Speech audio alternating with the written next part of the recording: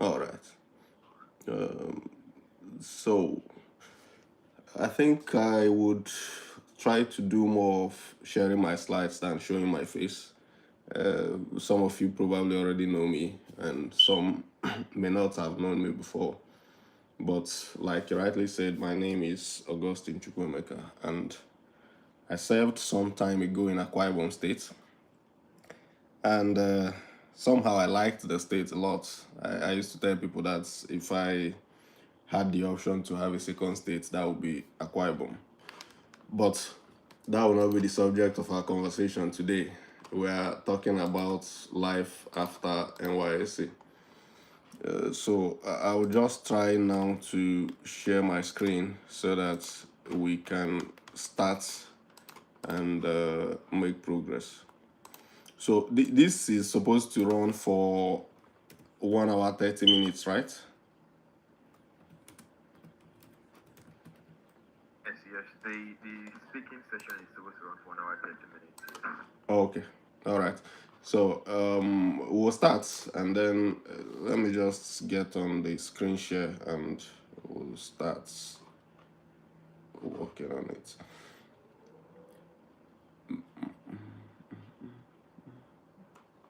What's going on here? All right, so let me just start talking through the whole thing while the screen comes up. You see, NYSC is a very interesting period of everyone's life, like every Nigerian graduate. It's very interesting, not just because of the activities in it. It's more interesting to me because of the opportunity it gives to reset, recalibrate, replan, and then launch into new things. For some people, the main time they come to discover their purpose in life is during NYSC. And for some others, the time they discover their purpose is sometime after NYSC. However, if one is able to come to that point where you know your purpose, like you know what lies ahead of you, and you start planning very early for it, then it helps a whole lot in the journey of life. It helps a whole lot in the journey of life. And that's why I want to take time today to talk about some of these things, the NYSC journey, what comes into it, how you should plan for it, and all that kind of stuff. So once my slide is up, please just confirm that you can see it. Is that coming out clear? Yes. Okay. Henry, are you able to record now? I'm about to start recording just in a few minutes, like 5 minutes I should be up. Okay.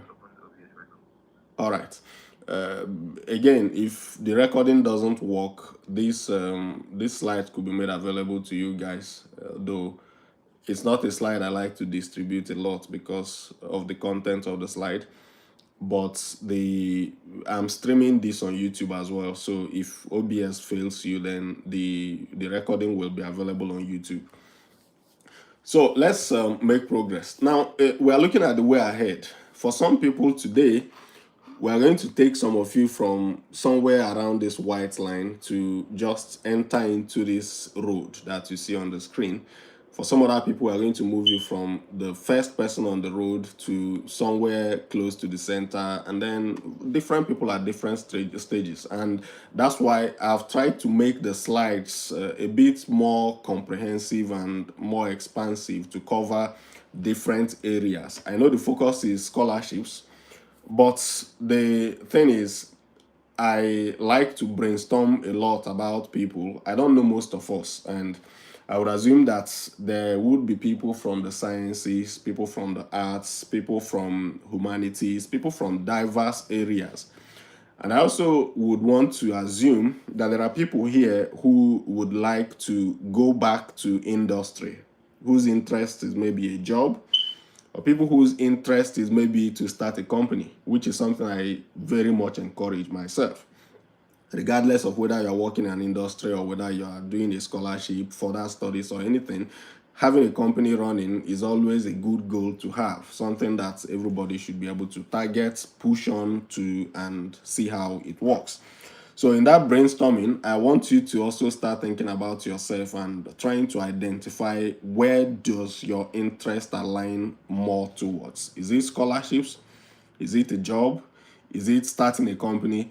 And if you intend to start a company, do you have all that it takes, or do you need to work briefly for another company to be able to master your art and your craft to launch out? If it's going to be a job, do you have a job that is waiting, or do you have ready-made skills for the job market? And these things are very important. I say this at the intro because the NYSC season gives you an opportunity to improve where you need to improve on. And I remember in my time when I was in Akwa Ibom, there was this particular period when I wanted to go for a professional conference in Delta State. And somehow the local government inspector at the time was a bit resisting. He wasn't very open to that idea. He didn't want me to go for the conference. Long story short, I ended up managing the whole process and getting a way around it, and was able to go for the conference. But what I'm trying to say is, you will come to a point at the NYSC where you need to define what matters to you. Is it the SAID? Is it the HSE level 1, 2, 3? Is it what are all these certifications that they bring? Is it the soap making classes, or what exactly? Is it to create content? Is it to just teach in class and then go back, or anything? But having that clear is very, very important. Now, let's begin to narrow down on what we want to do today. We are looking at life after NYSC. By the way, myself, at the point when I was 7, I managed to apply for the Commonwealth Scholarship, which is a scholarship that many of you can apply for right now, even today. Because the Commonwealth operates in a format that allows even final year students to apply for the Commonwealth Scholarship. Yes, the main Commonwealth Scholarship is closed now, but there is a Commonwealth Shared Scholarship that all of you can start applying for today. I'm going to talk more about some scholarships that are open right now that you can apply for as a 7 core member. But apart from that, we look at different paths after graduation. And a lot of people want to go in different directions. It's just Nigeria specifically where you have to graduate first and then complete NYSC before you can start moving into any of this. You see career break here, but this is something that most people in Nigeria cannot afford to take. Career break is not in our plans usually in Nigeria. We don't do career breaks because most of us can't just afford it. We are looking for a job or something to do to give us money immediately after school for the unique position in which we find ourselves. But some people go for jobs, some people go for entrepreneurship, some people go for further studies, others go for skill acquisition and personal development. Today, I want to say that everybody who is here should, at least as a minimum, be doing further skill acquisition and personal development, and also doing further studies. Back to the Commonwealth story that I just mentioned. So when I applied for the Commonwealth, eventually I did not even go for the interview in Abuja at the time. I was in Akwa Ibom. The back end story is not something I want to talk about now, but it involved a call and something somebody told me at the time, because around the prevailing circumstances surrounding the scholarship at that time. So kind of there was no point going for it. But much later, I started working in Lagos, and then while working in Lagos, I applied for PTDL scholarship and I won the PTDL scholarship. And I'll talk more about some of these things as we make progress. Now, what are the funding options you have? Because when we look at further studies comes with a cost, or it comes at a cost. You need to pay. You need to be able to fund it. You need to be able to spend some money to go through that process. And if you now happen to be someone coming to study abroad, you know that the cost of studying abroad can be very massive. Like in some schools, you are looking at almost 40 million naira per session, which is something many people cannot afford coming from, developing countries or undeveloped countries. Now, if you can't afford to pay, how do you go about it? You either look for grants, You look for scholarships, you look for fellowships, you look for bursaries. You can take parental support, but parental support also means that you are still paying for it from the pocket of your parents. There will be a time for question and answer. Anybody who is watching us on any platform will have time to go through questions and answer and all that. But for now, we are just looking at all these things and trying to see how they all blend together and how they all work together. You are looking at scholarships, and by the time you take up scholarships, then you are asking yourself, what are the scholarship options? How can I go about it? How do I get to that point where I am able to win a scholarship for myself? And that's the point we want to get you to today. I want to prepare you for scholarships. I want to get you to a point where you can win scholarships by yourself, applying for it and winning it. All right. So if you are one of those people looking for scholarships, then this event is specifically designed for you. And just a moment, my slides are just delaying a little bit, but we'll pick it up just now. All right. I believe you can all hear me, and if you are joining us, you can let us know where you are joining from. If all of you are from one state, it will be good to see the interaction in the comments section. Let's know who is joining us from where and who is joining us when. All right. Okay, sorry. The slides are just a bit. Can we still see my slides? Yes, I can see your slide. Okay. Looks like it's resumed from the beginning. What's showing there just now? Is it the very first slide? Finding your progress. Okay. Interesting. Just a moment. Just a moment.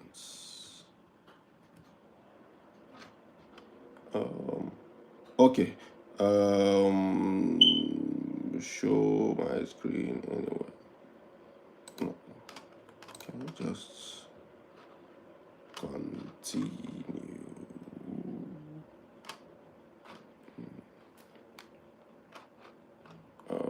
Okay. No. This might not work.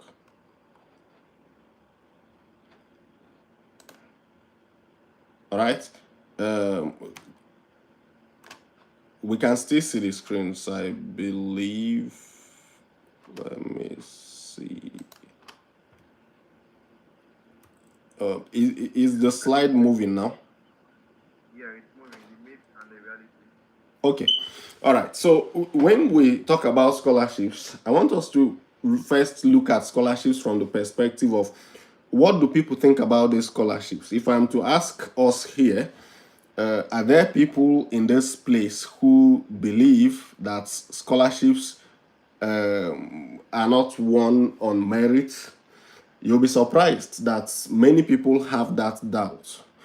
And if I'm also to ask us, do we believe that scholarships are just for first class degree holders? You'll also be surprised to find that many people may have had that misconception in the past. Now, what am I trying to do? I'm trying to let you know that the fact that people say that you can't win a scholarship if you don't have connections is a fallacy. And you also do not even need a first class to be able to win scholarships. If you have a second class, if you have a first class, in fact, even a second class lower still has a good option or a good opportunity to win scholarships. There is also this general misconception that every country you go to must require you to write an English language exam. But again, there are places where you'll be required to write these English exams, and everybody who is doing NYSC and who has identified the countries that he or she wants to pursue further studies in should also begin to think of how much money can I save or how much extra cash can I make during this NYSC by doing tutorials for people or anything at all that can give me some extra money in preparation for the documentations that I need. I'm going to mention some of these things as we go further in the process of the conversation. Now, you can augment for your certificate using your skills. And if you do manage to get a journal paper published anywhere, a conference publication, then you would have improved your chances of winning a scholarship, sometimes even over a first class graduate. And these are just some of the realities that we all need to know and need to be conscious of, so that nobody comes in to make the argument that you can't win a scholarship. Now, let's begin to look at the various types of scholarships. But before I begin to tell you something about these various types of scholarships, I want to tell you something that maybe should be a motivation to any one of you. If you are applying for scholarships, know that every international scholarship, and I'm focused more on international scholarships today because there are local scholarships within Nigeria, but they don't really cut the they don't cut the score that I look out for when I'm applying for scholarship in most cases. When you apply for scholarships, you try to look at scholarships that can give you more money than a job, or at least pay you as much as a standard job in your field would pay you. And then the advantage becomes that you are getting money. Some people in the industry are getting experience, but you will get a certificate in addition to the money that the scholarship would have paid you.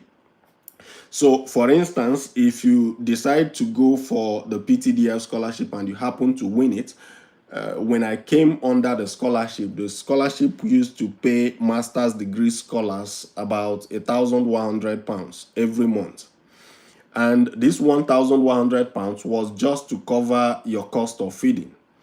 They take care of everything, including your transportation to the United Kingdom or to Germany or to France or any place that they send you to.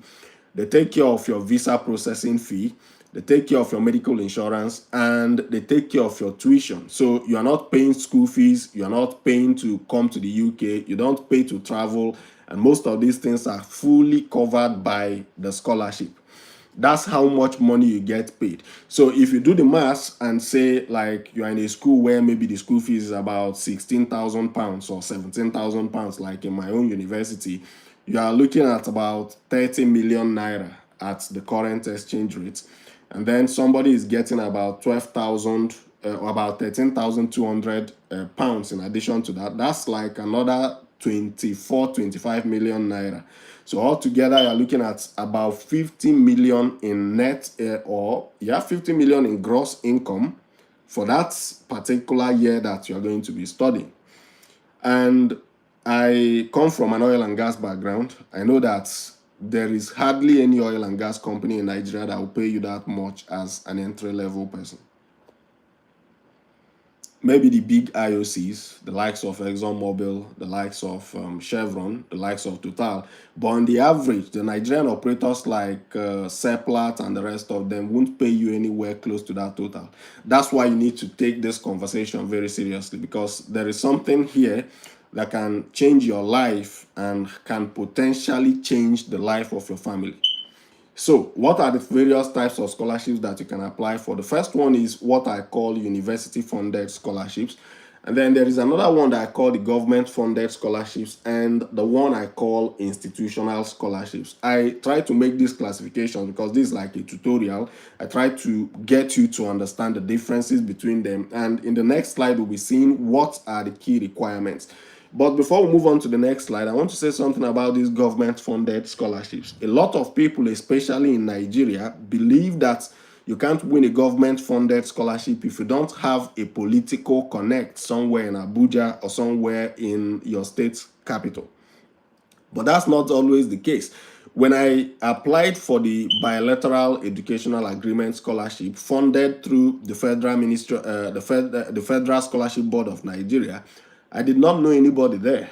I didn't have to figure out anybody. I didn't have to go and beg anybody, plead with anybody. My parents did not go to speak to anybody. And I won the scholarship. It covered my bachelor's degree. It covered my master's degree.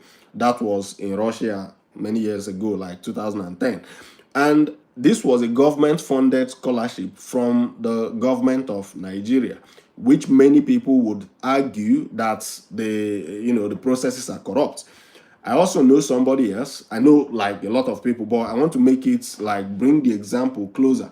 I know a lady from Akwa Ibom State, somewhere in I think Ikota Abasi. That's one area of Ikota Abasi. And I also know that she doesn't know anybody in that particular organization, but she won this scholarship as well. Although I think for some logistics challenges, she was not able to leave the country to study in Russia at the time. I think her mother had some concerns about letting her travel to Abuja by road and all that to process the documentations and quite a number of things that we don't need to go into. But when she won that scholarship, she didn't know anybody to win it. The point I'm trying to make is that even the government-funded scholarships can still be won on merit. Yes, of course, there could be areas where people are looking at this particular person has this slots and the other one has this slots and all that. But on merit, you can still win those scholarships. And the government-funded scholarship can be in different levels. The state government-funded scholarships are often not very popularly advertised in Nigeria, but your state might low-key be funding people to travel abroad. You need to go find out these things by yourself. I know somebody who won a scholarship from one of the states in Nigeria and will be coming to my school next year, September, to study for a master's degree. Then the institutional scholarships, will talk more about them. Now, let's look at some examples of all these scholarships that I'm giving here. The university-funded scholarships are usually in the form of graduate assistantships. Graduate assistantships are of three types. There is the graduate research assistantships, there is the graduate teaching assistantship, and then there is the graduate administrative assistantship. It's not like the school is employing you as a lecturer. They are more like getting you into the school, and then you are contributing to support a research or support a teaching session within the school. And because of that, the school is waiving your tuition and letting you, giving you some money as a pay. There are various variations of it where you can have everything covered. In some other variations, you get your tuition waived and then you're not getting a stipend. In some cases, you're getting a portion of the stipend, but not so much in terms of the tuition waiver, not a full tuition waiver. But the government-funded ones, I would mention some examples and highlight the fact that even if you come from a country where the system is completely corrupt, absolutely corrupt, there are some government-funded scholarships that are from international governments for citizens of your country. Like the Chinese government, for instance, can fund a scholarship for Nigerians. That scholarship process will be organized by the Chinese or maybe their embassy in Nigeria. So you don't have that concern of maybe someone is going to sabotage this process, someone is going to kick me out because I don't know somebody and all that kind of thing. There are a number of them. The Irish government has it, the Swedish government has it, even the United States has it through the Fulbright scholarship organization. France has it, several countries have it. Germany has the DAD scholarship that covers various aspects of study. All of these scholarships are things that you can apply for and scholarships that you should actually be applying for during this period. The other scholarship is what I call institutional scholarships. These are institutions, sometimes government institutions, sometimes non-governmental institutions. I look at the PTDF, I look at MasterCard Foundation, NLNG has it in Nigeria, Rhodes Scholarship. There are a number of them. And for those of you who may not know, I run Academy of Scholarships and Transitions, and I post scholarship updates there. I also teach about scholarships and several other things on that platform. Now, all the scholarships that you've seen here, there are certain things that are unique to winning each of them. And when I say unique to winning each of them, it doesn't mean that they don't cut across, but some aspects are more relevant to certain scholarship types than they are to certain other scholarship types. All right, there are some that are more relevant to others than some others are to some other scholarships. A moment, let me sort out something. So if you are applying for the graduate assistantship, for instance, there are certain things that you need that may not be very relevant to somebody else who is targeting an institutional scholarship.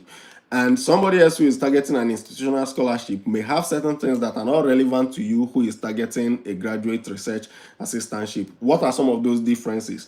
If you are applying for a graduate assistantship, for instance, there is this thing that we all always talk about, and we call it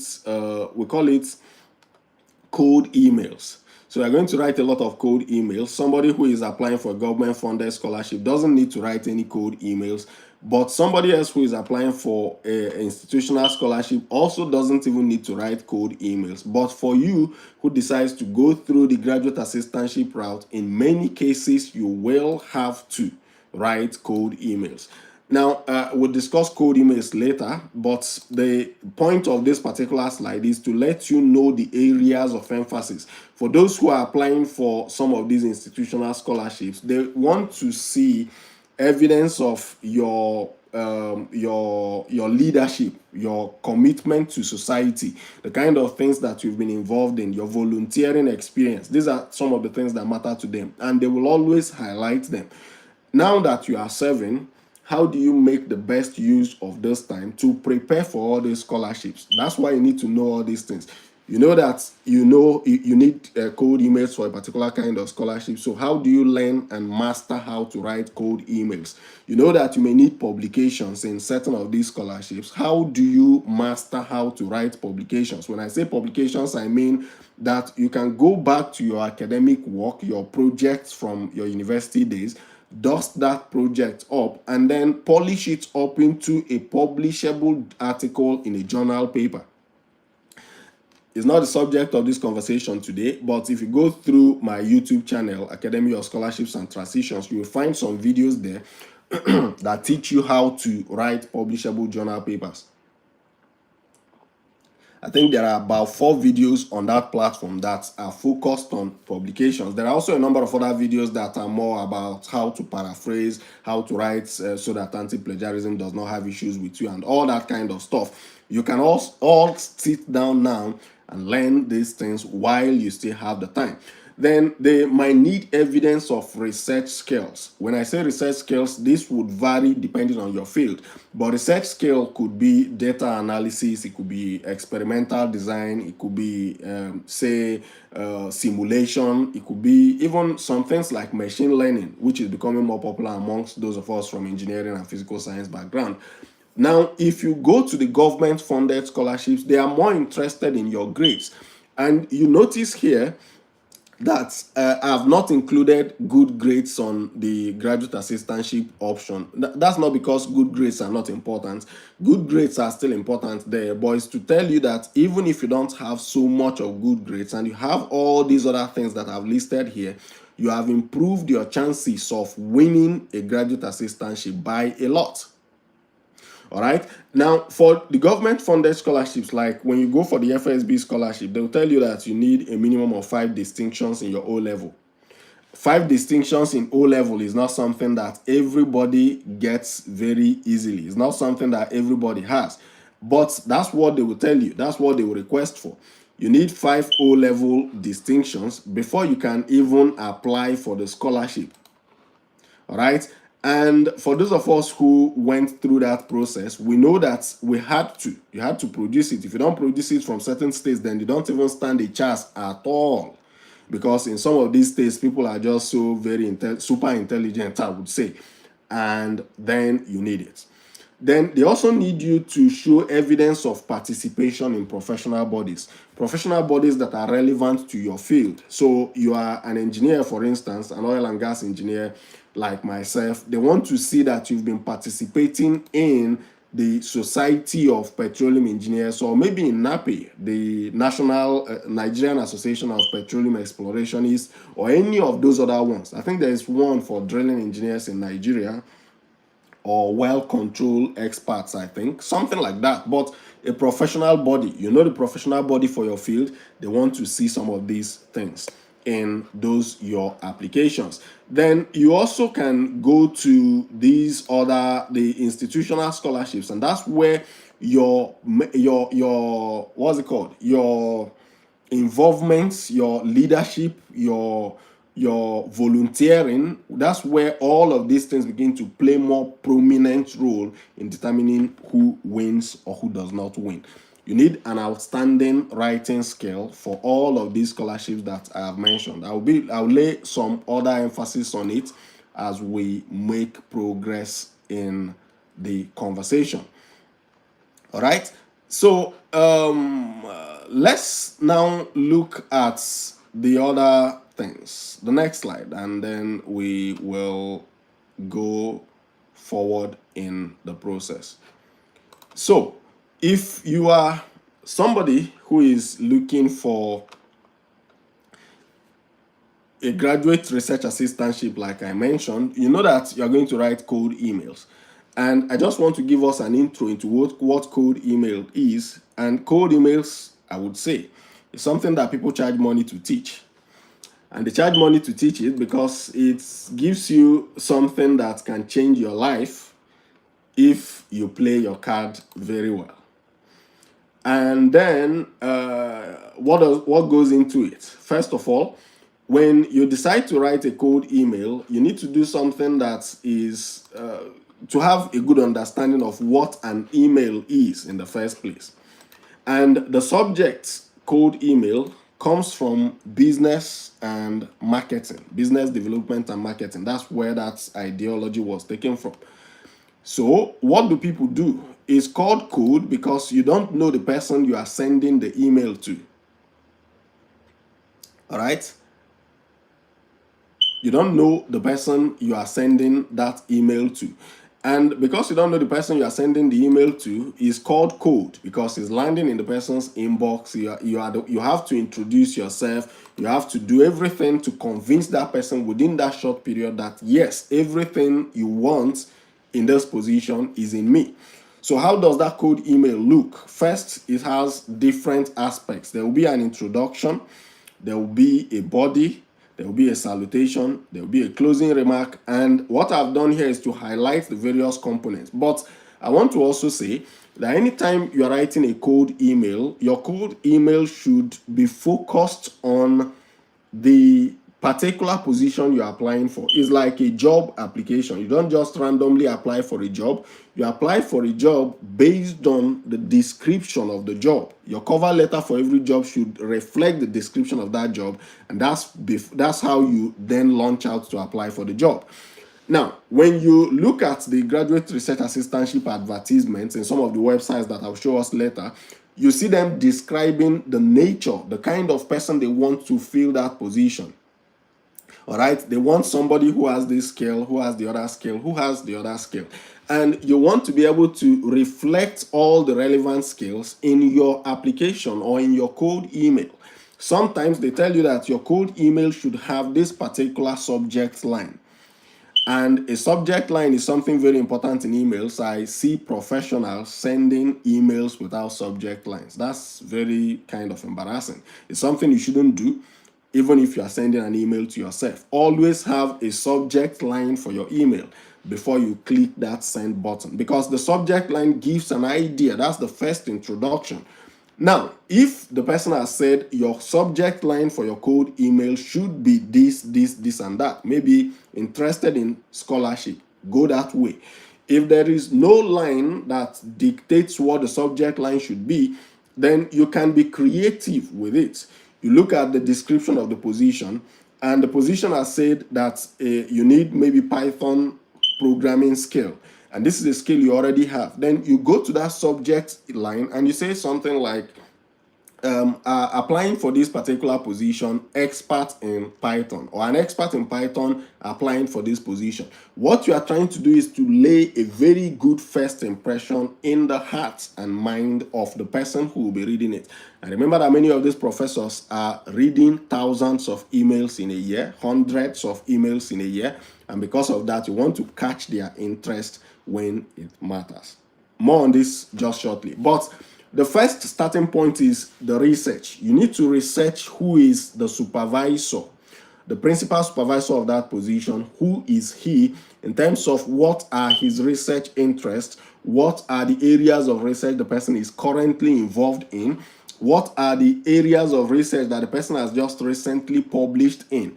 By the time you understand that area, then you can narrow your email to hit the person on the right spot.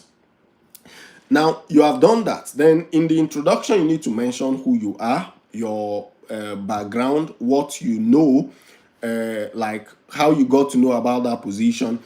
And then you need to now mention something in the main body.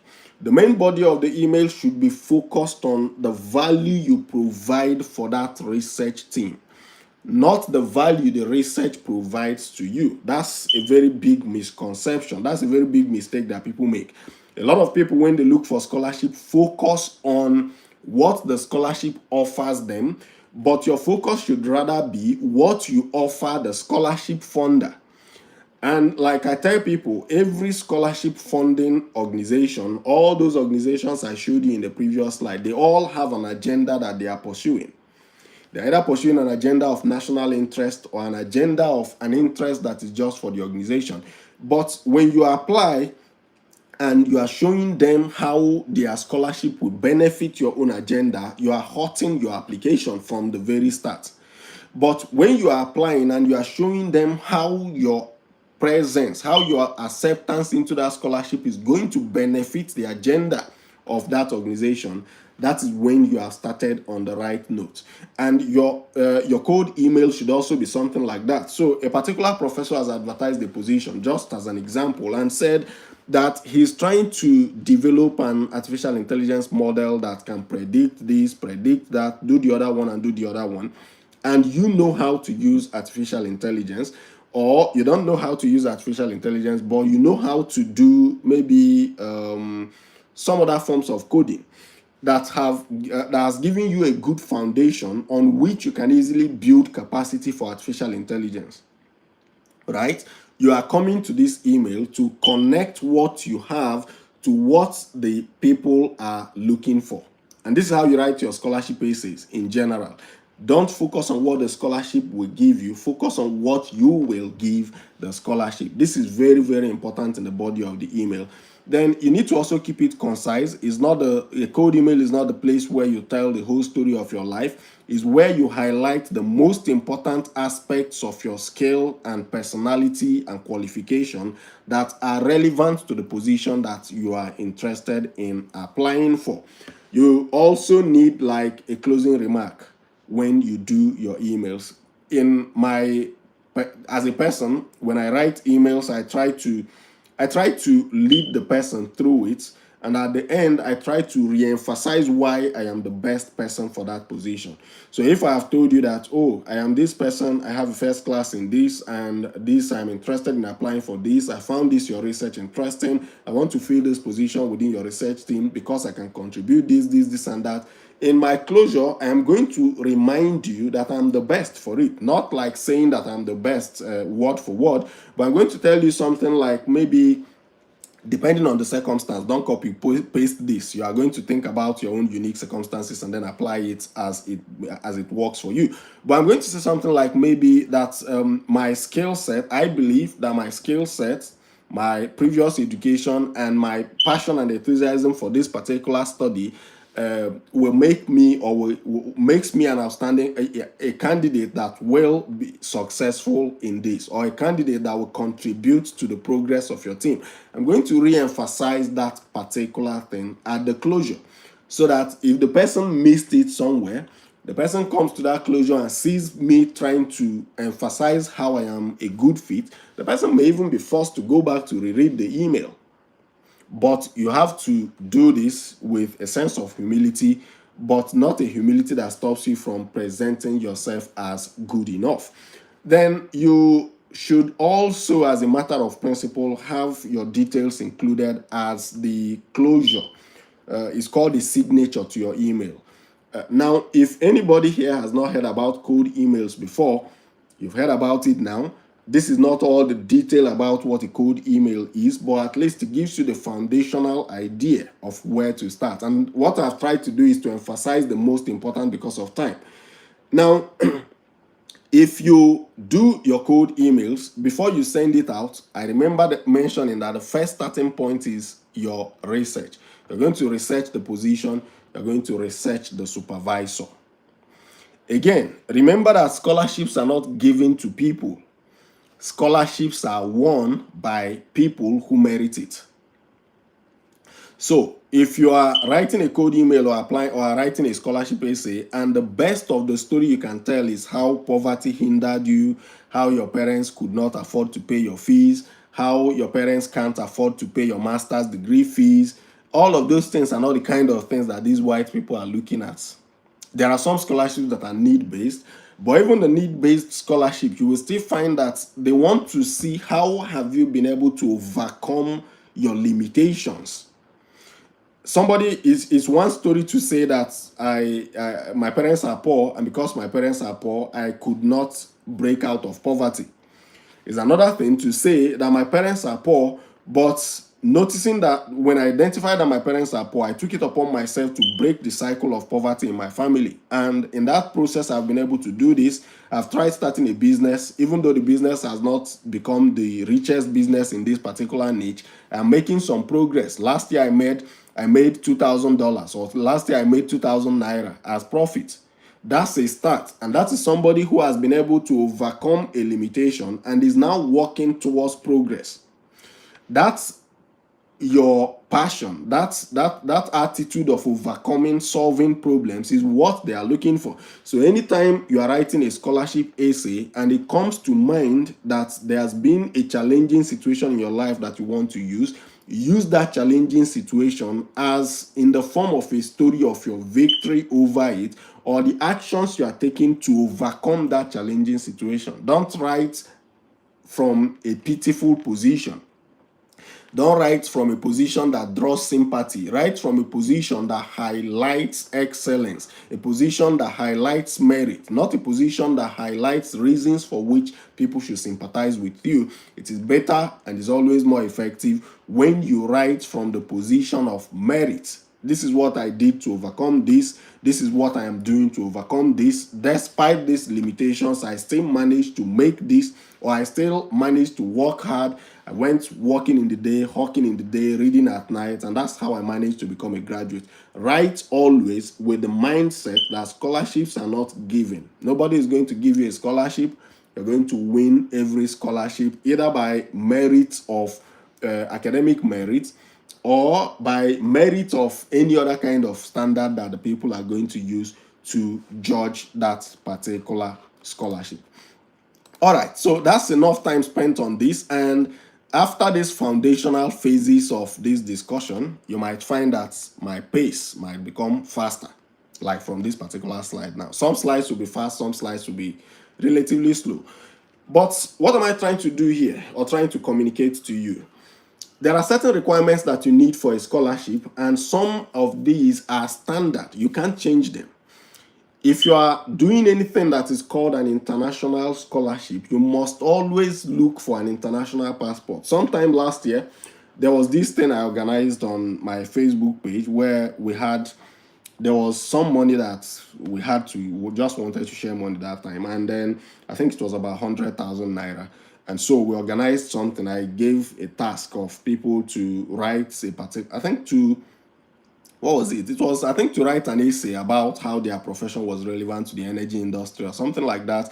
And people wrote it. Somebody won like 40,000 naira through that challenge. And the young man went ahead to complete that money and get himself an international passport. That's somebody who is serious. I don't want to believe that there's any person who is serving today in Nigeria that should not be able to target getting an international passport and make it happen. It's expensive, but it's not beyond what a copper can save. And of course, I know that the cost of living is high and all that. But even though the cost of living is high in Nigeria, the youth service period gives you opportunity to explore other sources of income apart from or in addition to your allowance.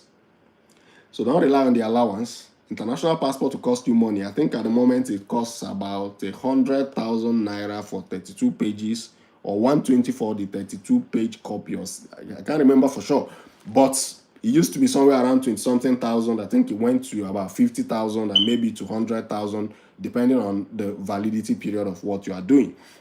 So you need it. You also need an academic CV. I'm not going to talk much about academic CV today, but I'm going to give you a tip in one of the slides on how to write CVs in general. But if you are interested in learning how to write academic CVs on Academy of Scholarships and Transitions on YouTube, you find a video that teaches that in details. Then recommendation letters. Just earlier this morning, I posted a video on YouTube, on Facebook, where I was saying something like, there are many people now who form bosses for their lecturers, for the people who are supervising them in their places of primary assignment. I want to tell you that you're going to need those people very shortly, very soon. If you are interested in applying for scholarships or applying for jobs, you definitely will need recommendation letters. So the best time to build those good relationships is now. And relationships are always going to help you. The story of how this particular event was made possible is also a story of relationships. I think Henry knows me, but I couldn't really remember Henry that much at the time. But there's somebody else who Henry knows that knows me because we served around the same time. And I think Henry was in that university where we served. And around that time, so he was able to he sent me a message on WhatsApp. I saw the notification of the message, but because I get many messages sometimes, I couldn't even respond to the message immediately. But because there was a relationship somewhere that he has built with somebody else who is even closer to me than he is, he was able to leverage that relationship. I'm going to talk more about networking and how it can help you. But what I'm trying to say is, if there was no relationship built up somewhere in the past, this event will not be happening today. And that's the same way if you don't have a good relationship with your lecturers, your project supervisor, the person supervising your place of primary assignment, you will struggle to get good recommendation letters. When I was done with youth service in Akwa Ibom State University, I needed a letter that says, okay, this person has worked in an institution of higher learning where English is the language of instruction. I wanted that letter because I was going to use it to negotiate my way to a waiver of IELTS and all these TOEFL and test of English exams. If I did not build a good relationship with one Mrs. Rita, who was in charge of corpus at the time, getting that letter would have been difficult. And that letter is still with me and is still like a recommendation that I can use any other place, even though I may not necessarily need the letter anymore, because now I'm studying in the UK, and once I'm done studying in the UK, nobody should, in his normal sense, ask me for letter of English, certificate of English language test.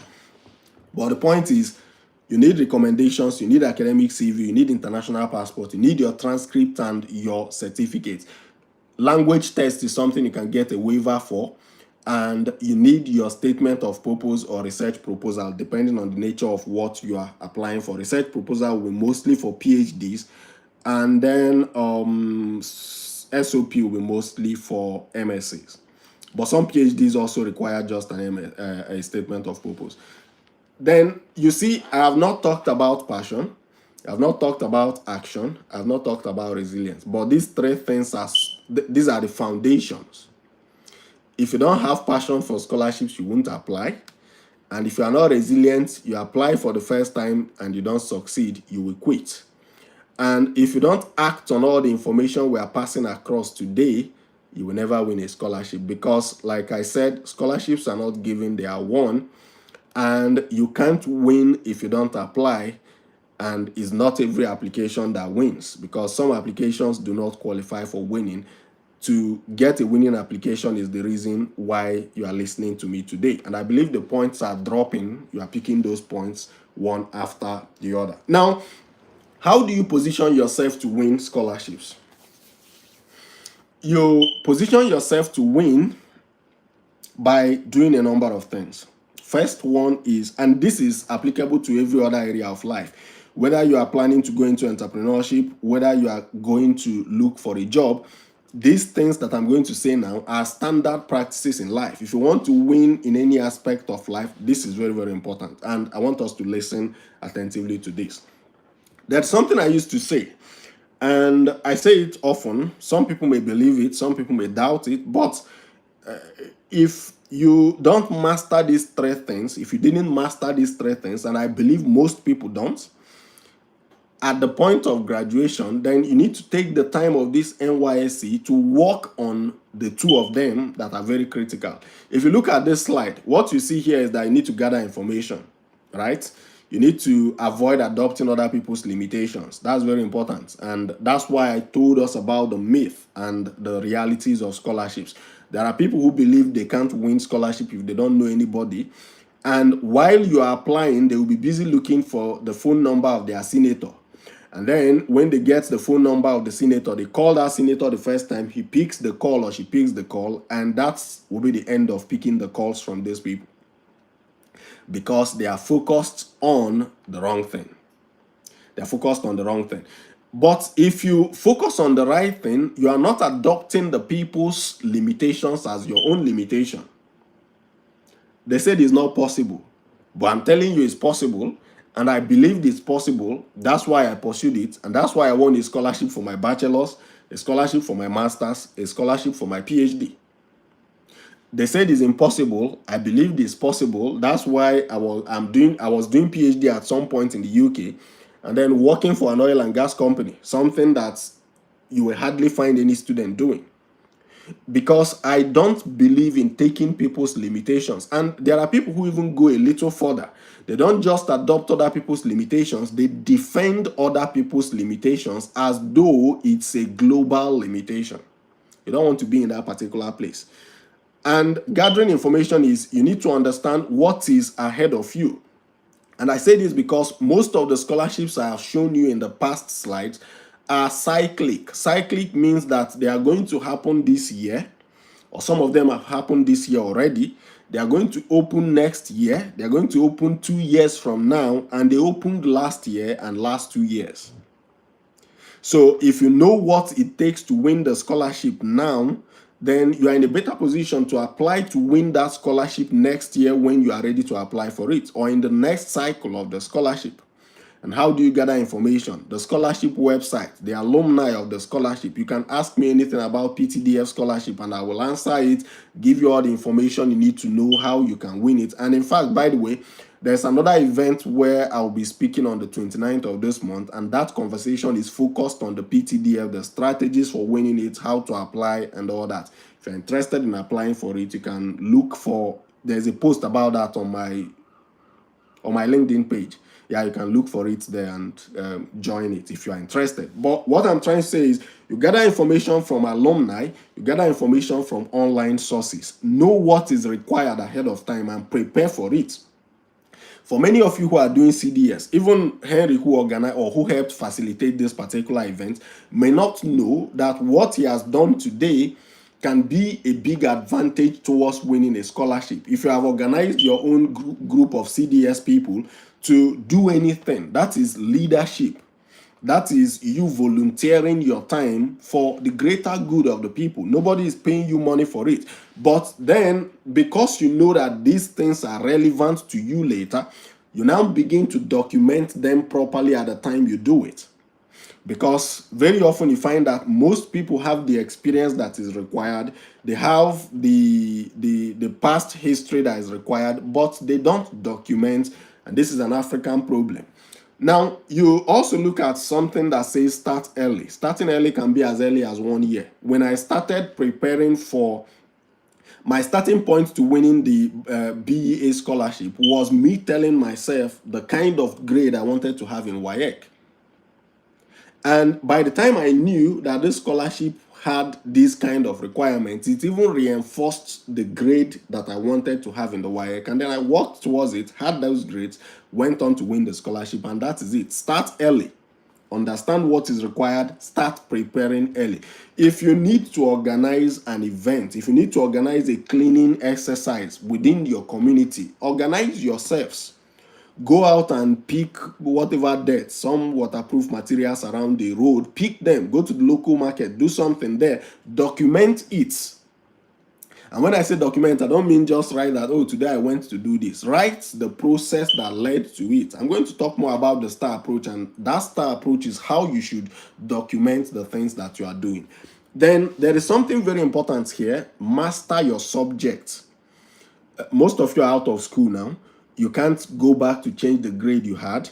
Because you can't go back to change the grade you had, what you can now do is master your skill. So there are some skills that are relevant to certain scholarships, like we already mentioned. Master those skills. By the time you master those skills, somebody else, you mastered the subject, for instance, you mastered the skill, for instance, and these combinations are the things that are positioning you to win in life. You want to start a company that runs a particular kind of service. Master the skill that company will deliver. Deliver that service differently from how every other company operating in it will deliver it. I saw a video today in the morning, and the guy was saying, or yesterday, I'm not sure, that most people complain about businesses that there is so much competition, but that's because they are looking at competition. You don't need to be the one coming to compete with the others. You need to be the one coming to be exceptional from the others. So look at what the people are doing, master something they've not mastered, and bring that into the market. That stands you out, and that can stand you out on job applications, on scholarship applications. Then build professional networks. And then then there is something else here that says master self-promotion. So back to what I was saying. There are 3 things you need to master in life as a person, as a graduate. And the school system teaches you one of them. The school system teaches you the subjects. That is you mastering your subject, learning as much as you can, depending on the quality of the school anyways. Not every school will help you master your subject. But as a minimum, the school should teach you your subject. So you master your subject. That is what I call learning. You need to learn, and you need to continuously learn throughout the days of your life. Then the second thing that you must master as a graduate, or anybody in life who wants to succeed, is networking. You see it reflecting here. So I call it the LNM. So you learn, you network, and you market yourself. Now, marketing is what I call self-promotion. It could be anything, depending on whether you are selling a product, you are selling a service, or you are marketing yourself for a scholarship. Every time you go for an interview, it's an opportunity for you to market yourself. Every time you have the opportunity to speak to a group of people, you have that privilege to market something. You are either marketing the gospel of Christ when you preach in church, or you are marketing your personal services. Now, when we started this event, many of you did not probably know that I have won a scholarship before. Many of you probably didn't know that I run Academy of Scholarships and Transitions. But in the process of this particular event, I have made known those things to you. I have marketed those things to you. Many of you probably didn't know that I am an oil and gas engineer. But before the end of this conversation, you will get to know it. Why am I bringing in all of these things? Sometimes it's because they are very relevant to the conversation, but sometimes they are intentional because there are aspects of me that I want you to know, and that is mastery of self-promotion.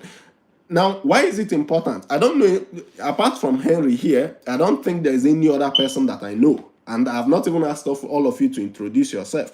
In this particular place might be somebody whose father is the Minister of Petroleum Resources.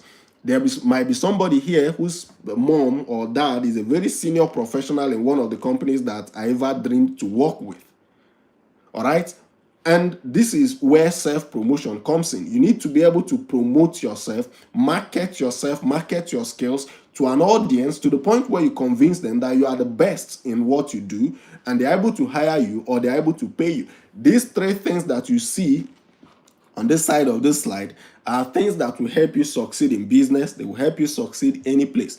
I used to work in Lagos, and I had the privilege of managing that company's LinkedIn profile. And I know the level of progress we achieved within that short period because we literally dominated that space of the industry in Nigeria online. And this was an engineering firm. I did not study marketing in school.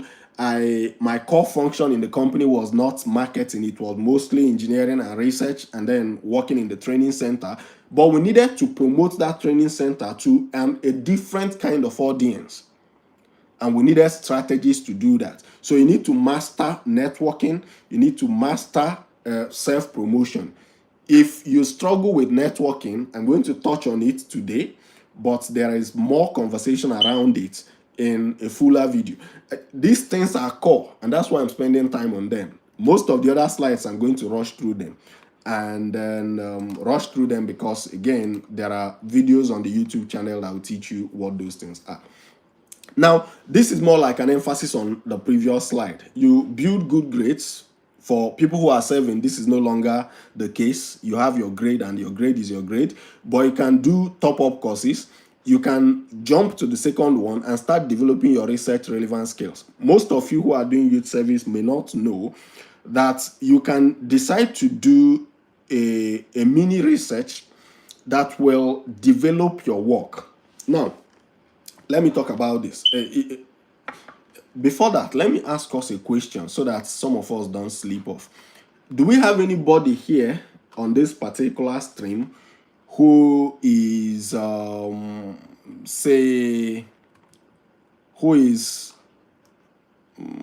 me see something. Looks like the slide is gone off.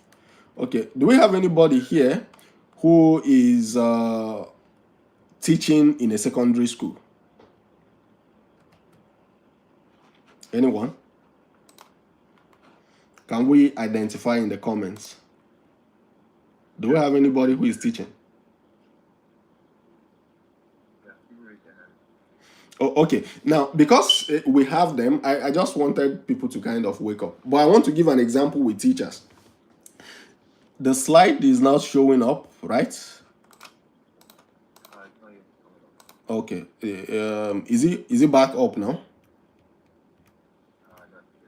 Okay. I think it's a bit of... Okay. Yeah. So, because we have people who are teaching, I'm going to use the teaching example, which is what most corpers are doing, actually. The people who are teaching, you may not know, for instance, that you can do... This seems to be the wrong slide. No. Okay, sorry. So, the people who are teaching, for instance, you see that you... something happened here. Oh... Yeah. Okay. You find that when you get to that school where you are teaching, there is something you can do that can actually turn out to be the basis for a conference paper presentation or a journal paper publication. There was this guy, when we did our publication training series last year, he came and he told us how the first paper, the paper he wrote that got him the PhD he was doing in Germany at the time, was a paper he developed based on the performance of students in geography in WAEC. So he went to the examiners. I think there's something called examiners report, and he went through it and studied it, looked at the trends and looked at the trajectory of performances, and then, was able to create a journal paper out of it. The outcome of that journal paper was what got him the scholarship that took him to Germany for a PhD. He's done with his PhD now, and he's a doctor. But what am I saying? If you go back to that school where you are teaching, and you ask the principal of the school, for instance, that you want to see the record of student performances in the school. Like, you want to see what the student performance in the school has been in this particular subject for this particular period of time.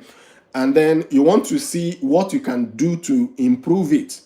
Then the person gives you that record and you are looking at it. Mathematics in WAEC has always been poor. And then at this point, the person started improving. You are trying to tie that to what changed. You are also asking questions. Did you change any teacher? Did we bring in new persons? And you are trying to develop a research around that because you are asking questions and the answers to those questions are in the data that are before you. When you do things like that, you are developing your ability to conduct research in certain ways because you have data, You'll be forced to analyze that data. You'll be forced to make recommendations. You'll be forced to propose solutions. And these are the kind of things that help you develop your research skills one way or the other. Many of you can also sit back and take something like a training in Python, how to do programming.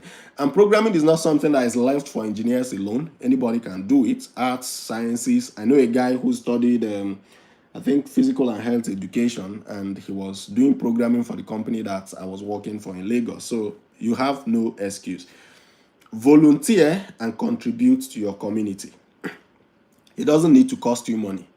You can start an online platform. You can start a WhatsApp group and start teaching that thing that you know.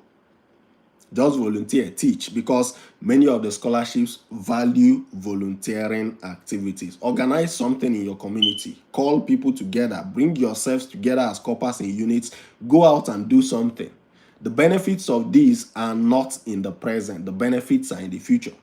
And to take advantage of the future, you need to prepare today. Your future is actually a reflection of your present routine actions. The things you do continuously today, your routine activities, are the things that define your future, not actually your past. That's a different subject, but let's continue and stay focused. Now, if you do the things that we've said, then you need to apply. When you start applying, you need to practice how to do interviews, and you need to practice how to prepare presentations. This is very important because many of the international scholarships that you'll apply for, like the graduate research assistantships, they are all going to require an interview session, and those interviews are going to be online, and those interviews are mostly, in many cases, they may require you to do a PowerPoint presentation. If you look at this PowerPoint presentation, which is not the best of all presentations, you will find that I am not doing bullet points all over this PowerPoint, because your PowerPoint presentation should not all be about bullet points. All right. So we talked about networking. You remember? Now I want to rush us through this. This is like a crash course that I'm going to do now on networking, just trying to highlight how it relates to scholarships, right? Now, when you do networking, you need to master it, but to build it, you need to start from something that you are comfortable with. And you are all going to be comfortable networking with your mates, amongst yourselves, and networking with people who are your juniors, especially if you're not a very proud person. But networking with your seniors is sometimes where the very opportunities you are looking for today lie. The opportunities you need today are in the hands of your seniors. The opportunities of tomorrow are in the hands of your mates and your juniors, especially those of you who want to do business. By the time you start, your business would have grown. Your seniors may have retired and not be in the market for buying. And then your mates and your juniors will be the ones buying there. I'm not going to explain this so much. There is a complete 2 hours video on networking that is available on my YouTube channel. But I'm trying to point out something. When you build your network as somebody who is interested in looking for scholarships, build it around something I call the 5-5-10-10 strategy. The 5-5-10-10 strategy is not on this slide, but I'm just going to explain it. Is that you need to identify the people who I call gatekeepers of opportunities that you are interested in. The gatekeepers of the scholarships that you're interested in, this is more relevant to graduate research assistantships, which I like for some special reasons. Now, the gatekeepers in this case are professors, they are lecturers, they are doctors, the people who own the scholarships and who are in the position to give out the scholarship to you. If you are going to do this for a job search, the gatekeepers in every job search will be the CEOs, the departmental managers, and the HR managers. These are the gatekeepers. So you find at least 5 of them, 5 companies or 5 universities in 5 countries, and then you find at least 10 professors in those 10 universities, and then you create at least 10 contents that are relevant to your field of study or of interest that should be posted on your LinkedIn profile as a minimum. All right? Let's just move on from that. But this is something you need to do, because when you do it, you expose yourself to many eyes. And the eyes that see you become the right eyes. And that is when you start operating in the open box. And the more people who see you, the greater your chances of being noticed and being rewarded for who you are or being hired. I'm not going to go into so many examples on this because of time. But when you also build your network, think about it from a global perspective. Don't build a network that is just within Rivers, or a network that is just within Akwa Ibom State, a network that is just within any place. I am talking to you from Aberdeen in United Kingdom today, courtesy of a network that was established many years ago. So when you are building networks, try to reach out across borders. When I won the scholarship to come to the United Kingdom, I started reaching out to professionals who were already in the UK. And that is what you should also be doing. If you are looking for a course or a scholarship to the United States, then reach out to people in the United States. Reach out to lecturers in the United States, to professors in the US, to people who are studying on that level in the US. LinkedIn gives you the perfect opportunity to do that if you know how to use it. But if you don't know how to use it, you let me know. It's not a course we can do in one day. I'm just trying to highlight the relevance to you as somebody who is looking for scholarships. So when you go to LinkedIn, you are trying to identify professors. One, you are trying to identify alumni of the scholarships that are of interest to you. Remember, I said you need to ask questions. You need to gather information. You need to connect with the right people who can tell you what is required and what is not required, what is relevant and what is not relevant, what is helpful and what is not helpful. These are the people you need to actually get yourself connected with. Now, on LinkedIn and any social media platform, there is this news that's trending up and down now in Nigeria about a very high profile person, very well accomplished individual, and that post is about some of the negative things he posted in the past. All right? The internet does not forgive and the internet does not forget. But if you're a serious-minded person, then you can use the internet for your own advantage if you position yourself very well on the internet. And this is what I call positioning on social media. You see, what you see here can be done on any other platform, but I prefer to do this on LinkedIn because LinkedIn gives me the way it is designed makes it easier for me to identify the right people, to connect with the right people, and to speak to the right people, to engage the right people at the right time. So you need to optimize your profile. I don't want to see somebody on LinkedIn who does not have a profile picture, or whose profile picture is a cartoon, or whose profile picture is something that does not represent him. But that's just one small segment of profile optimization. You need to have a description of who you are, what you do, what you are looking for, what you have. And when you've done that, then you need to now begin to narrow down on the connection request. Something happened just, I think, on Tuesday. So there was this particular event, a professional event by the SPE that I wanted to attend here in Aberdeen. And I noticed somewhere very close to the day of the event that the managing director of a company, an oil and gas exploration and production company, was coming for the event. He was going to give the opening speech for that event. And me being me, with networking, I said, if this person is coming, he's most likely the highest profile individual coming there. I want to talk to him. I want to have a conversation with him, because life is always easier when you walk from the top. Take this from me. If you can walk from the top, life becomes easy, because gravity becomes your friend. In that case, you are walking in natural order, which is why when you see what happened between Wike and that military person, you just see Wike would have, if he had walked from the presidency down through the man, he would not have had that altercation. The man would have been gone before he comes there. So walking from the top down is always easier. I decided to say, I'm going to speak to this man, and how do I get to the point where I can speak to him? The first point was the post that mentioned him, tagged him, his profile on LinkedIn. So I went to LinkedIn and I wanted to connect with him. But that connection request, that kind of high profile connection request, is not just go click connect or click follow. I don't do that. What do? There is something I call, or that is called, personalized invitation. That's what I use when I'm targeting such kind of persons. I want to give him an intro. And then I sent that email. I sent that message. I think that was maybe on Monday. He connected on Friday, on Tuesday, and the event was on Wednesday.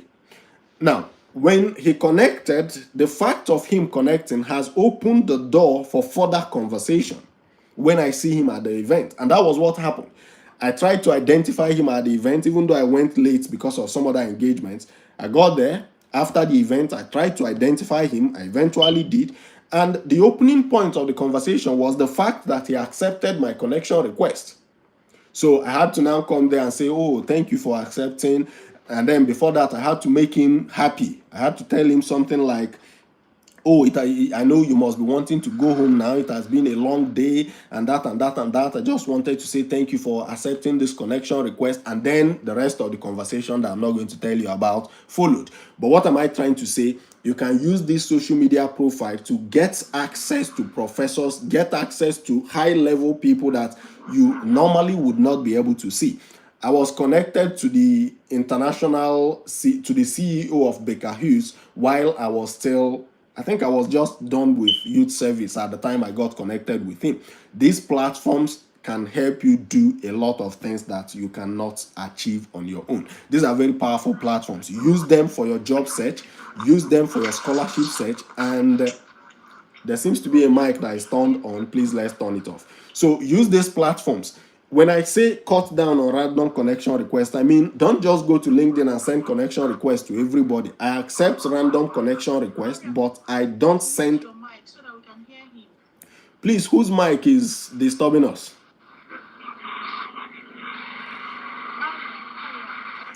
Harry, please identify the person whose mic is disturbing. We'll have 3 minutes to go. Mariam, please mute your mic. All right, please, Mariam, help us mute your mic. So these are the things that I need us to start doing. If you want to connect, if you are looking for a scholarship, the gatekeepers of scholarships that are funded through schools are professors. Build a very large profile of a large network with professors from different countries of the world. It doesn't hurt if it is 100. It doesn't hurt if it is 1,000 professors, because when you have all these people in your network, you see the posts that they make. But beyond seeing the posts that they make, it gives you the opportunity to lay an impression in their hearts. I wish we had more time, but this is just a summary of the networking thing that you have to do. So take advantage of their network, comment constructively. And when I say constructively comment, I don't mean criticize people. I mean use the comment sections of these professors to showcase yourself. We can hear you, sir. Oh, did somebody mute me? Hello?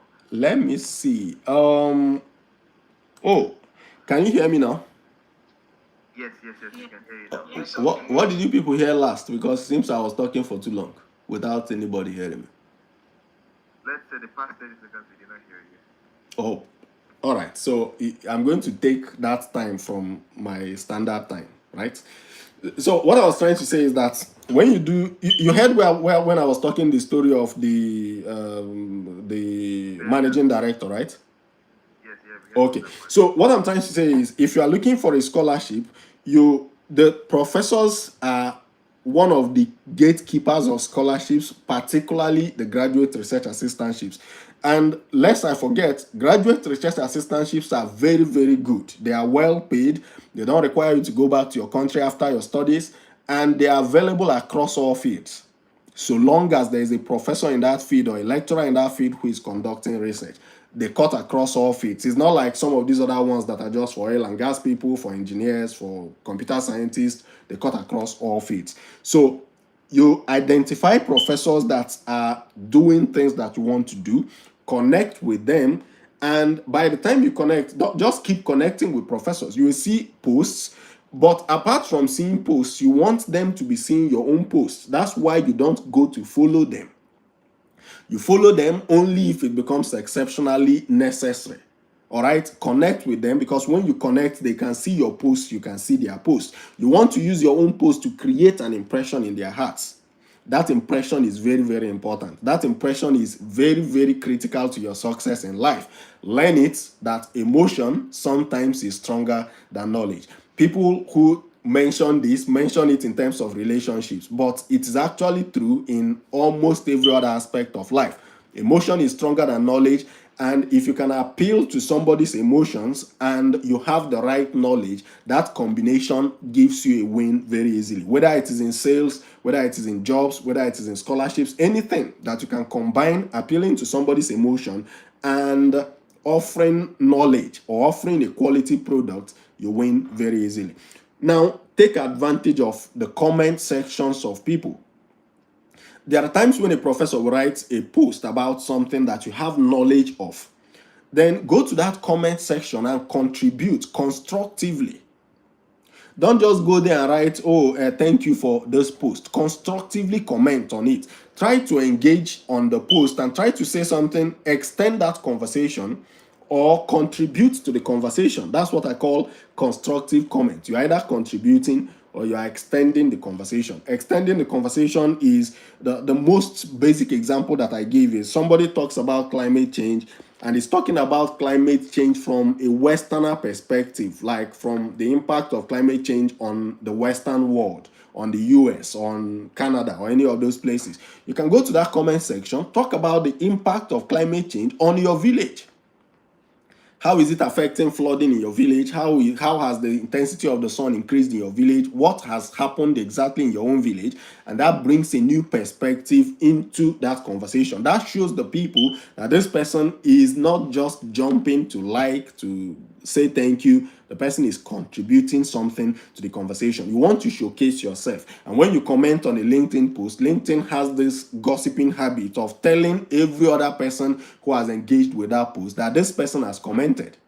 Now imagine that your comments are always constructive, they're always useful, and you are connected to professors who are also connected to other professors, and that comment is on a professor's post, and other professors who have liked that post are seeing it. You see how the scale is building up, and that's why you need to do those things.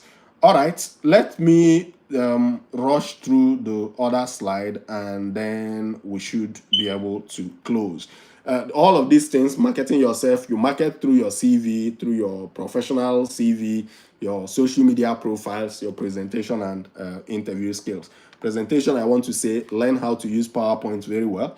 If you can't use PowerPoint, use Canva. It also helps. It has some very amazing design structures that you can use. On the comments of people, if you can't find the right comments, copy the post that the person has written, go to ChatGPT, ask ChatGPT to give you a comment that is constructive on that post, or a comment that contributes to that post, to give you something, paraphrase it, and post it there. That's a shortcut that I've just given you now. Now, on how to write, there are two things I want to talk about in this. Everybody who wins a scholarship knows how to write very properly. You're either writing using the STAR approach or you're writing using the 5W principle. 5W is more for your CV. STAR approach is for all your scholarship essays and for all your record keeping. So STAR approach is situation, task, action, results. If you are ever going to organize a volunteering event, think about the situation of that community. Take record of it, take note of it. Then think about the task that you are setting for yourself. The task could start from the work is big, you need a team of 20, and the action is to build that team of 20, and then the results is the outcome. And then after the outcome, there's another R that actually comes to this, which is review. The STAR approach has now extended to have double R at the end, is results and review. Review is what worked well, what did not work well, why did this not work well, and how can you improve on it. If you take your records that way, you'll be able to get a CV that wins. Now, on the 5W, you use it to write your CV. And time will fail me to explain this, but you use it to write your CV, especially the professional or career summary section of your CV. You talk about who, you talk about what, you talk about when, you talk about why, and you talk about where.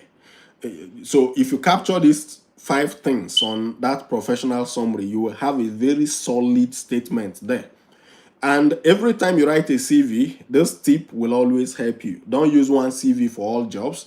And apart from all the other things we say don't have on your CV, I want to say that every CV you write should be tailored to the job you are applying for or to the scholarship you are applying for. And every time you write your CV, note that there is a difference between job done and job to be, or job that was to be done. Job that was to be done is the job description you get when you signed up for something. Like when you started your NYSC, they told you your job description is to teach physics to this class and to this class. But the job done is the quantifiable, measurable metrics of your achievements while executing that job.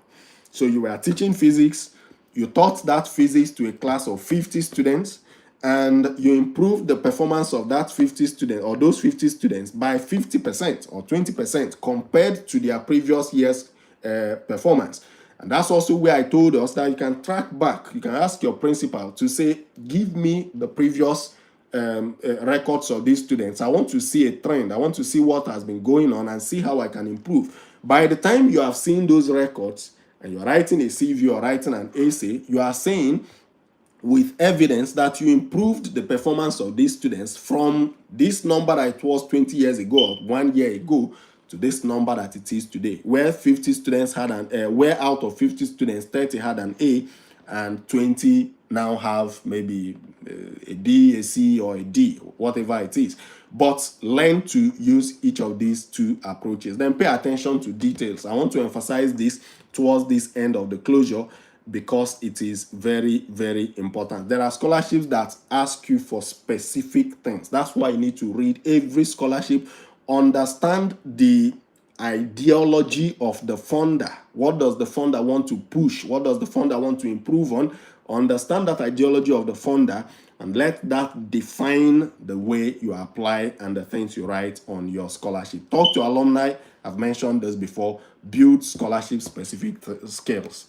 This I've also mentioned. Now, I want to show us, we've been talking about scholarships all along. Where do you find these scholarships? That must have been in the mind of many of you.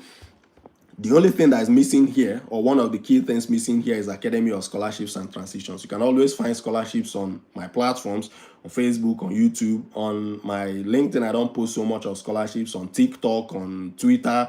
Everywhere you see me, one day or the other, you will see a scholarship post there. But these are very popular ones: opportunities.com, MasterCard Foundation, every university websites abroad, and a whole lot of places. There are multiple scholarship blogs that you can find scholarships on. There is phdscanner.com, there is findaphd.com, and lest I forget, those of you who have bachelor's degree already, there are some scholarships for PhDs in places like the US that you can apply for right now with your bachelor's degree. It's called Direct PhD, and time will fail us to go more into it. But when you see a PhD scholarship advert and it says a master's degree is an added advantage, that tells you immediately that you with your bachelor's degree can apply for this particular scholarship. But you need to work on getting your transcript, you need to work on getting your certificate, and all of what you see here, the social media platforms, the LinkedIn, the university website, all of these are where you can find scholarships. This is a repeated slide, but I always close my presentations with this, and you let me do this. I know we've run, we are shooting beyond the time, but you need to learn how to show up. You need to learn how to use the open box, the place you need to learn and you need to act. Usually there's a way I use this particular this particular cone that you are seeing now in 2 different ways. The second way I use it is to tell you that there is an open box and there is an inbox. If you stay in the inbox, that's where you are reaching out to all these professors one by one. But I would love it if you operate in the open box, where you create something around your field that shows them that you are an expert in this field, you understand what is going on and all that. Some people will say, where can we create from? Find journal papers published in that area, read it, summarize it, post it, tag the primary author of the paper, or tag usually the professor will be the last name on the paper. The supervisor is always the last author. So tag the first author and the last author at least of the paper. I just read this paper written by this person. The paper talked about this, These are the key learnings, and these are the relevant areas of research. Thank you so much for shedding light on this, that kind of stuff. You highlight it, and this is you already establishing dominance in that field. And the funny thing is, if you start doing what I'm telling you today, you will quickly find out that you will begin to get more profile visits. More people will begin to notice you, because there are not so many people who know what I am saying now and who are practicing what I am saying now. And even after this conversation, some of the people who are hearing this may still not do it. So you who decide to do it will be an exceptional person. 80% of success is in showing up. If we say everything that we've said today, you learn everything that you've learned today, and you don't act on it, you don't show up, you will most likely remain without a scholarship at any point of your life. But you need to show up, and this applies to everybody. If you are going to work, if you are going to run companies, it's even more important than you show up. And the reason is because the world is too distracted to remember the man who doesn't show up. Now, I love to close every presentation with these two Bible passages. You see, you need to ask, and it shall be given unto you. You need to seek, and you shall find. You need to knock, and the door shall be opened unto you. Scholarship will not fall from heaven into your hands. It's just like these Bible passages are both spiritual and apply to physical things. You need to knock on the doors of opportunities. Henry came knocking at my door before to make this event happen. And when he knocked on my door and he did not get the door opened immediately, he went to knock on a door that's on the door of somebody else who lives close to my room, if I use that analogy. And the person, or the door of somebody else who had a connecting door to my room, let me use that expression that way. So the person was able to knock, the door was open, and then he was like, okay, this person has been trying to reach you, this is who he is, and all that and all that. And that's why we're here today. So when you knock on, you come to certain doors and they're already open. But a majority of people listening to me now are people who need to knock on the doors by themselves. For some people, their parents have opened doors for them. But if you are one of the people who need to knock on doors, don't be shy of knocking. Keep knocking. And if you knock, the door does not open, find a network with somebody who is on the inside, the other side of the door. If you went to, you people are in Port Harcourt, if you go to Transamadi, that place where you have Halliburton, Schlumberger, and the rest of them, if you go there to knock on any of those doors, the security men will not let you in. But the day I went to Halliburton in Port Harcourt, and the security were like, oh, no, you can't come in. That was during my NYC. I wanted to serve in one of the branches they were opening at Ibom Library. They were opening a research, I think a training center there at Ibom Library in New York. And the guys were like, no, that you should give us your CV or your document, this and that. I was like, okay. I knew somebody who had connected with on LinkedIn and had seen the profile of that person that he works for Halliburton. He used to work for Halliburton anyways. He doesn't work there anymore. And I reached out. I said, see, I am here and this is what is going on. And what happened? He put a call across to somebody who was on the inside. And the person who was on the inside spoke to the security on the outside to let me in. I did this as a copper. I didn't do this. Is not something I did now. This was as a copper in Akwa Ibom. And I traveled all the way from Akwa Ibom to Port Harcourt because the center was not open in Akwa Ibom at the time.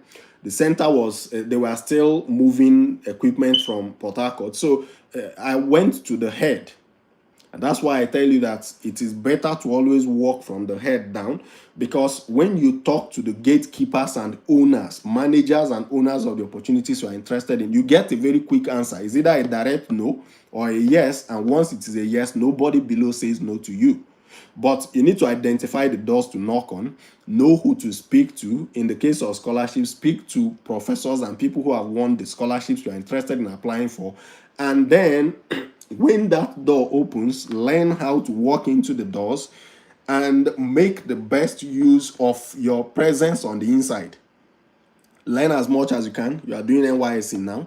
That's a door that is open to you in some cases. Make the best use of the time that you have now. Make the best use of the time that you have now. Build the best possible networks that you can build now. Do the best you can to use the best opportunities that you get in the best ways. There are some doors that will open to you and they will look intimidating. They will look like you don't have all the skills yet. You don't do this, you don't do that, you don't qualify for this. Please, if that door opens, take it. Challenge yourself, upskill, upgrade. I've done a job before where I got into and it looked like I didn't know how to use Excel. I could have run away from the job, but I had to now challenge myself to advance my Excel skills. And that's the way it works. When you see the PowerPoint presentation I'm making today, to some of you, it is amazing. These PowerPoints are so designed. When I joined this particular company that I'm telling you about, it was just a 6 months contract with them. But the way we do presentations in the company, I can't prepare this and submit them and present as a presentation. The way I think about data now is not the way I think about data the time before I went to the company. But all of these are things that can be challenging. When those doors open, go in there.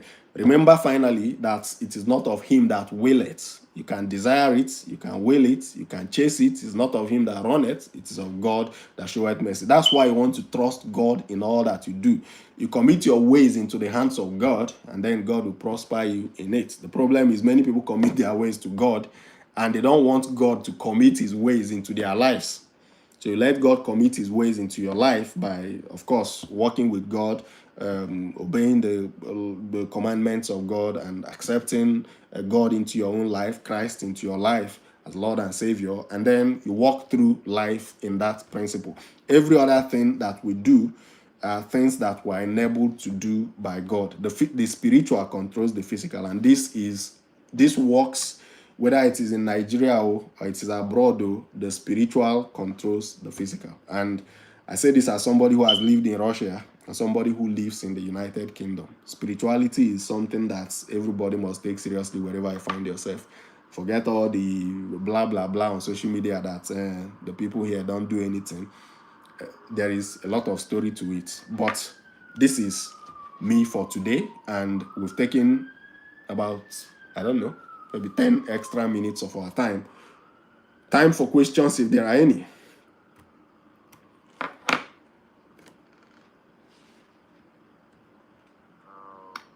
you so much. Thank you so much for that session. I think it's been the most interesting and most detailed session around how to get started with scholarship. And it's a lot bigger than what we thought, And please, if you have questions, you can just raise up your hand, and then we'll give you the opportunity to go ahead and ask the question. Yeah. Or you could just put your question in the chat box. No, I think it will be best to practice speaking, because for many people, speaking up is actually a problem. So if you have a question, raise your hand, he will unmute you, and then you speak to us. It's part of the practice of presentation and interviewing, isn't it? Yeah, perfect. Well,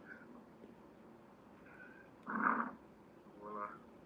The ground is open, the door is open, the window is open for your questions. Yep. All right. Kwasi, go ahead and unmute your mic and ask your question, please.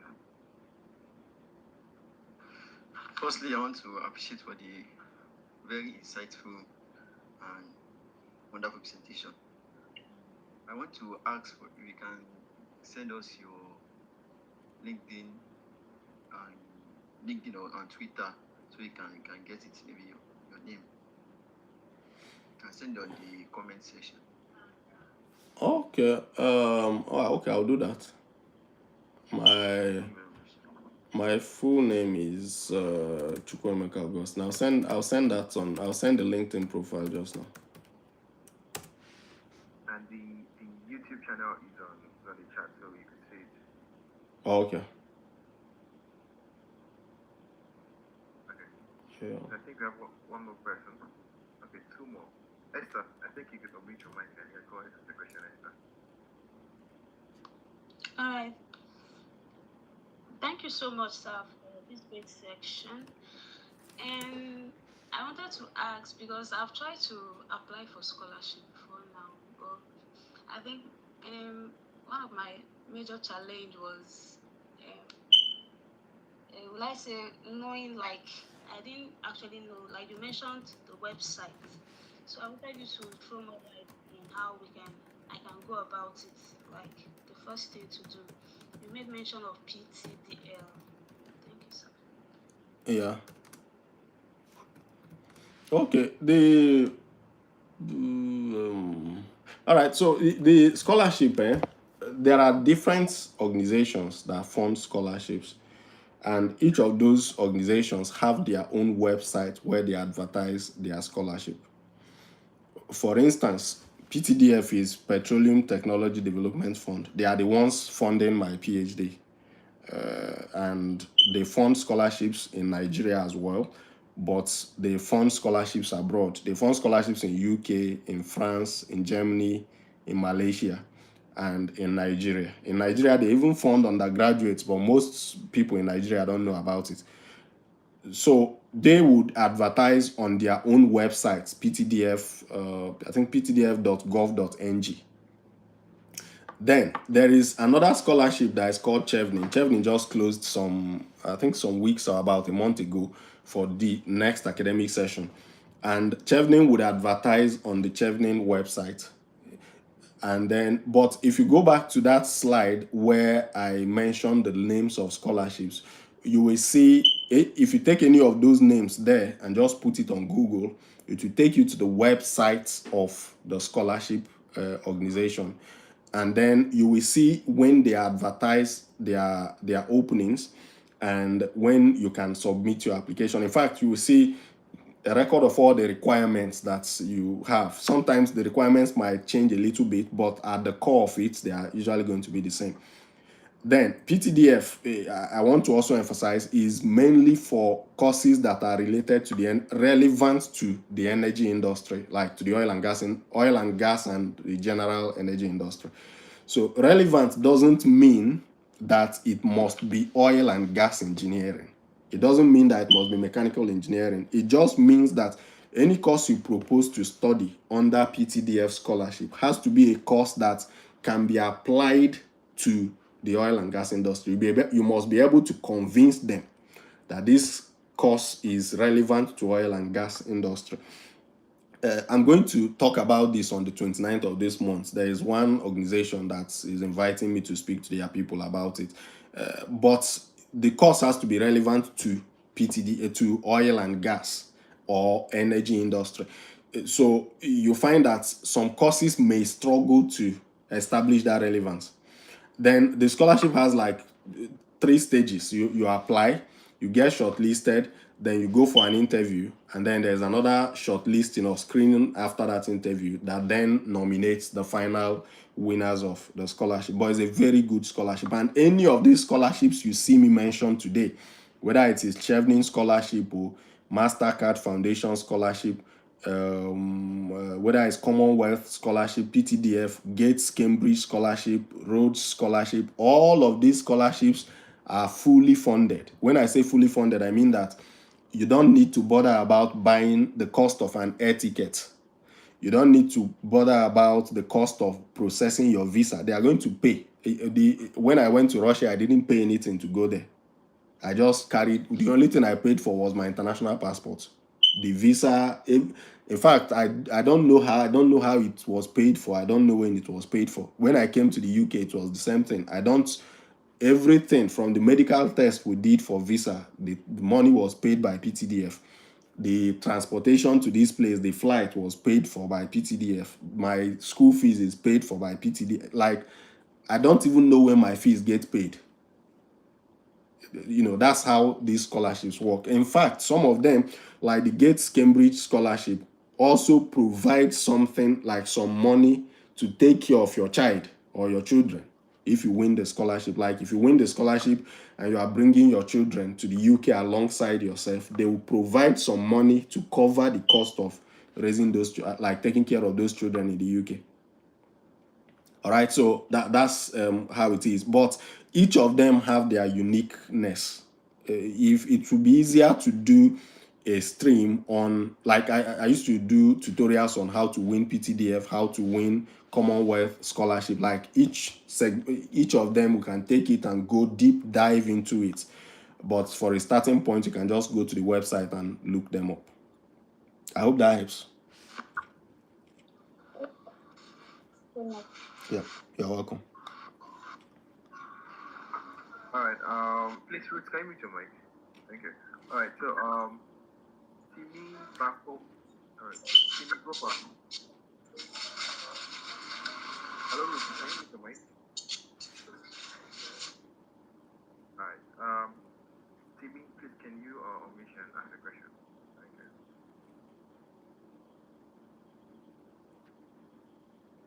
All right, Timmy. I think. Are you there? All right, that's okay, no problem. Queen, are you there? Yes, I'm here. All right, please go Good ahead. afternoon. Thank you so much for the. I was just paying attention to the whole thing you were talking about. It was very interesting, but I just want to ask something. You spoke about the PTDF for petroleum related, and any course you want to study must be related to this petroleum and others. I want to ask for medical student, is there a scholarship website where we can? I don't know if you understand what I'm saying. Oh, okay. For us that are medical students, Yeah. do we go about it? I'm still scared about this scholarship of it. I just have this, I don't know, but I think I will join your YouTube, probably see most of this your YouTube videos and see if I can clear my doubts and then do something. Thank you. Okay. I will answer the first question, then I'll ask you a question before I say something else. The thing is, I think yesterday it came to my mind to record a video about a similar question to this. So I posted something and somebody was asking the person was like, I should post scholarships about agri science. I think the other one said I should post scholarships about one particular subject area. And the funny thing is, many of these scholarships, like take PTDF out of it now, because, and even PTDF, I remember a friend who is a medical doctor applied for PTDF scholarship one time. He didn't win it eventually, but he was shortlisted for the interview. So I can't say that the reason why he didn't win it is because he's a medical student, but this was the idea. He looked at offshore operations in oil and gas, like all these people that work on water, on platforms and offshore rigs and all that. People from ECET will know this thing that I'm saying very closely. So the guy was now looking at the health implications of offshore work. Because when somebody goes offshore, the person is staying there sometimes like 28 days before he comes out to interact with normal people. You are going offshore, you are just there like on top of the water, on top of the sea, on top of the Atlantic Ocean in some cases. That's where you are and working. So the guy was looking at the medical implications of that offshore operation. So he wrote a proposal or a statement of purpose, submitted it, they shortlisted him, he did interview and all that. But the point I'm driving at is that many of these scholarships, they are not going to come out and say, this scholarship, we are a body that funds medical students. But if you go to Chevening, for instance, Chevening does not discriminate against medical students. So if you are a medical student and you can find a course to study in the UK, whether it is public health, whether it is any aspect of medicine, and you can then go to Chevening, look at their what do I call it? Their agenda. They say, okay, those ones mostly operate around the SDG goals. Chevening, MasterCard, Gates, Cambridge, they always operate within that SDG Millennium Development Goal. And if as a doctor, you know, of course, that health is a critical factor in the world. So it is to find a way or an aspect of medicine that fits into that objective, and then that makes you easily that makes you apply easily. And you know that medicine and surgery doesn't have like there's no master's degree in medicine and surgery. So you won't find a scholarship that says we are funding master's degree in medicine and surgery, but you can find a scholarship that is a research funding for an aspect of medicine, maybe epidemics or one disease or the other that they are trying to understand, one procedure or the other that they are trying to understand. Now, if you go to a website called, some of those websites I listed, if you go to like jobs.ac.uk, but that one is mostly for UK. If you are looking for something more global, you need to look at findaphd.com. And I laid emphasis on it. I mentioned it. You don't need a master's degree to be able to apply for a PhD in all these some of these international countries. Now, if you don't wait until the scholarship says scholarship for medicine and surgery. That's like at a bachelor's level in Nigeria. When you are stepping out of the country, you are looking for a scholarship that has an area that covers any area that has an intersection with your profession, and then you'll be able to apply and go through the interview process and win it. That's the way the thing works. You may not see, you may not see somebody post scholarship for medical students, but MasterCard will fund a medical related course at the master's degree level. MasterCard even funds bachelor's degrees in case you have somebody who is who has just finished secondary school. They fund and they have it open, fully funded as well. Take care of everything. They even buy books. Those ones, I think they even buy laptop for you, sir. All right, so yeah, that's it. But the question I wanted to ask you was, why do you feel scared about scholarship? Is it that you think it's too challenging, or you think you don't have the qualifications to win it? I feel it's more complicated. I feel there's a lot going on there that maybe I haven't even gotten half of.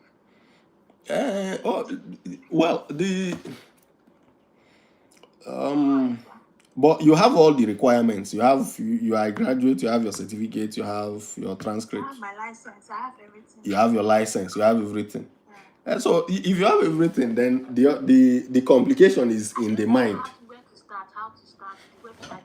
This thing now is just an eye opener. This section that we have now. Okay. You need to know that there's a website you need to go. There's some things you need to do. You need to write a proposal. All this is, I wasn't aware of it. Oh, okay. I used to see that something that maybe when the time comes, yeah, I'll look into it. But now I think I'll start. That's why I need your YouTube channel. Maybe I can just see more. Okay. Okay. Let me just copy a link to the YouTube channel and post here. Let me just copy the link to the YouTube channel and post it here. It's okay. Yeah. So the thing is, the people think scholarship is not a walk in the park. Like, it's not something you just wake up and go and collect, right? You might apply, like when I applied for PTDF scholarship the first time, I didn't win it. But I wouldn't go back and say, oh, I did not win it. These people, they've discriminated against me, What I did was, I went back, or one of the things I did, I went back to look up the profiles of the people that won it from my state. And I could see why one of the guys won it ahead of me. So what did I do? I went to improve that side of me. It was not like I couldn't have gotten those things, but the university I graduated from, they don't place value on all these academic awards. And PTDF that year was looking for academic awards. But the school I went to, I had, for context, I had 5.0 as CGPA in my master's. I had 4.98 in my bachelor's. I was the best student in my drilling engineering class at both bachelor's and master's levels. But the school did not give a single certificate to recognize that. So when I applied for the scholarship and they needed all those awards, it was like, it was a factor against me. But then, what did I do? I had to go back, strategize around it, and then eventually they even removed that requirement in subsequent sessions. They've not used it again since then. What they have now focused on is mostly professional body memberships, and then to ensure that nobody has more professional memberships than I have, I think I was member of at least 3 when I went to do the next one, and then I won it. So it's not like you come and just take it. It's something you prepare for. But if you follow the discussions today, starting early, gathering the information early enough, you'll be able to narrow down. Like a medical person, you know that these are the scholarships that can accommodate you. These are the other alternatives you have. And then you narrow down and you start focusing more and working closely towards that direction. Yeah.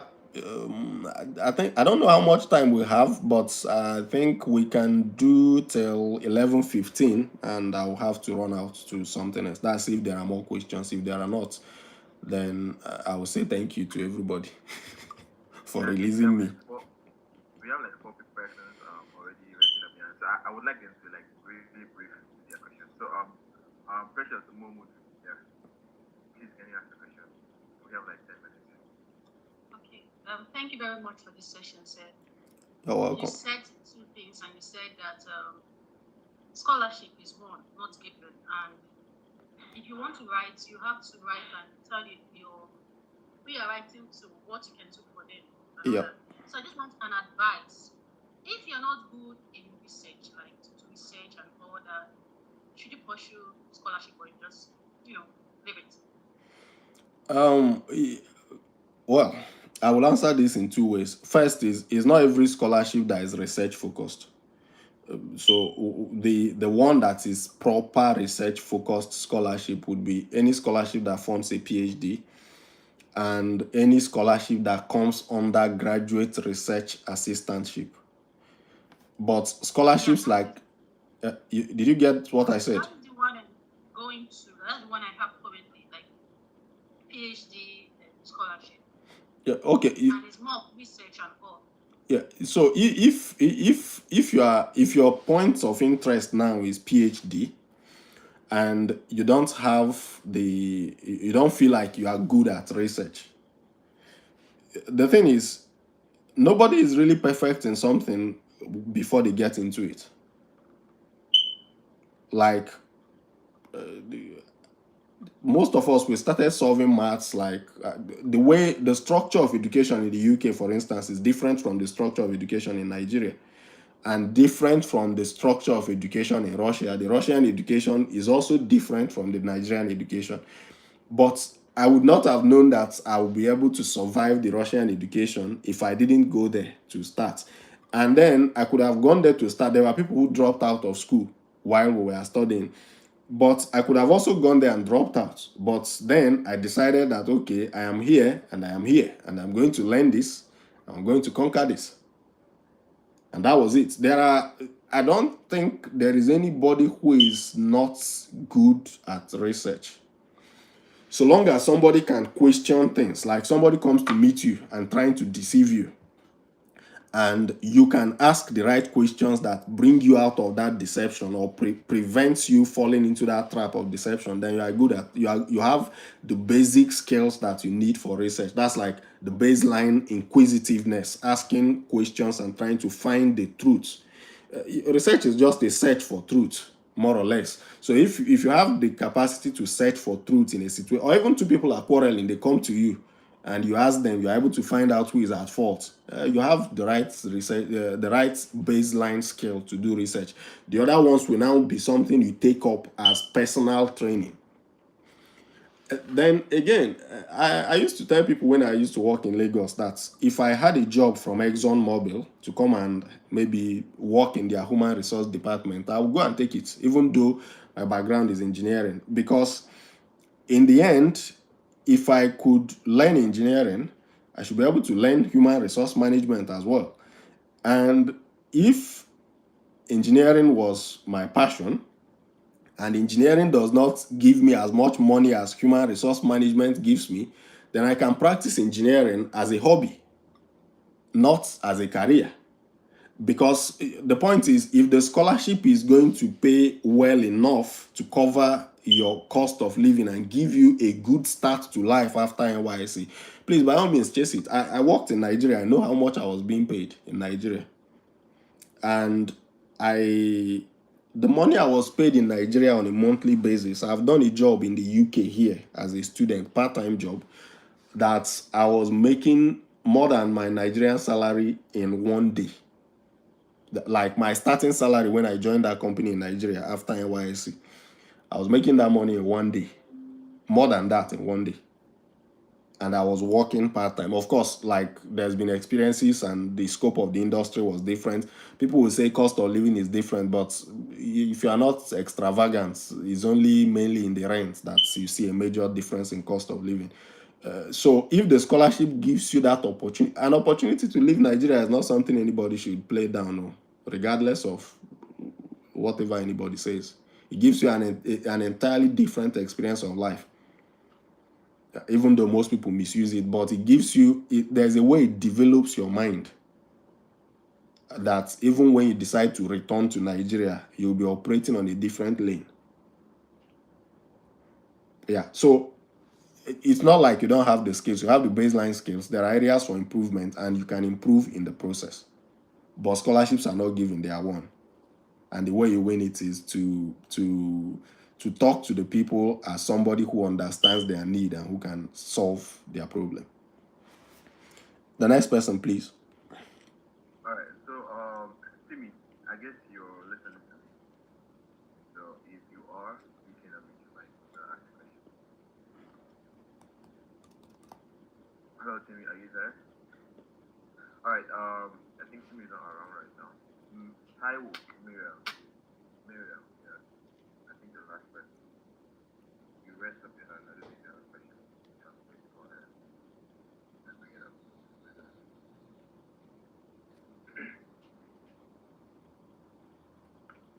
Okay, I feel like there is no question right now. Okay. So yeah, I think so. Just one more thing that we have to do for our speaker. So he has spent the past 1 hour just speaking with us, sharing with us. I feel like we should do one. Okay. So he has shared his LinkedIn on the profile, on the message. Sorry, he has also shared his YouTube link to the channel. Just on Facebook. His page on Facebook is yeah, I can hear you.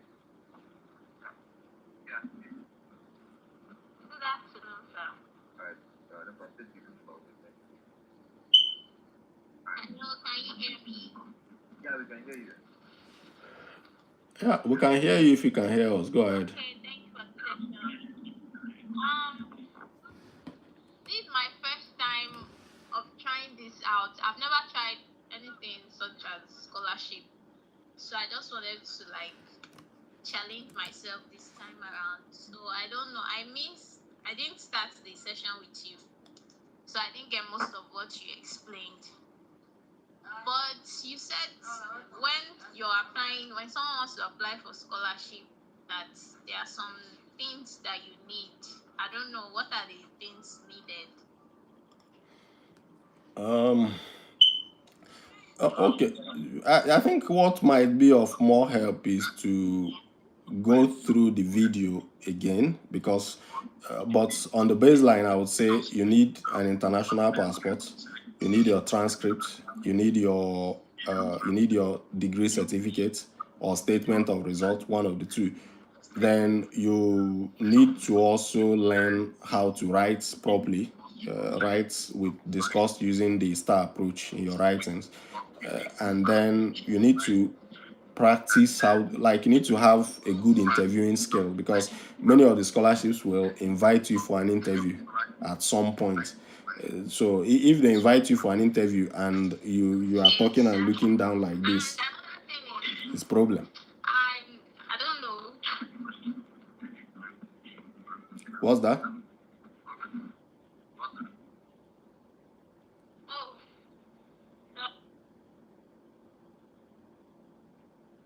Okay, so just to throw in a little light, so considering the recording is actually going to be available, where you're going to see the pictures of the slides, so you could go through the presentation again. And yeah, yes, I think that helps. Yeah. And yeah, He's also shared his Facebook page, so please let's all follow him on Facebook. And if you have questions, you could post those questions on the comment section of the chat. Sorry, the post that he makes. And then if you have questions and you're from my CDS or NYC CDS River, you can forward the questions to me or you can drop it on our group chat and then we will forward it to those answers. I think that works better. Alright, so as a final note, let's just give a thank you reaction. This clapping emoji. Let's just bring it up, something like this. Say thank you very much, Mr. Augustine, for this time. I mean, it's a lot, and people say time is money. So yeah, we got this for free, and thank you very much, sir, for the opportunity. Yes. Thank you for having me, and best wishes to all of you in the remaining days of your service and life afterwards. All right. Okay, so with this, we have brought our meeting to a close. Thanks for joining the edition 2 of Live After NYC, and hopefully